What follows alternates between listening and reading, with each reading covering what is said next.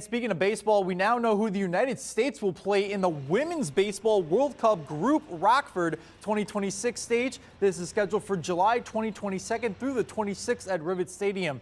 The World Baseball Softball Confederation revealed this schedule this afternoon. The local stage will feature 6 of the top women's baseball teams worldwide.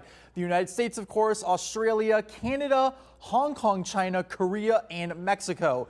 The United States will play against Korea at 7 p.m. Wednesday, July 22nd. The top 3 teams in this group stage will advance to the finals. That is scheduled for July of 2027 back here in the Rockford region. Those interested can head to WIFR.com to view the full schedule. There is also a link with more info about the tournament, including how you can buy tickets.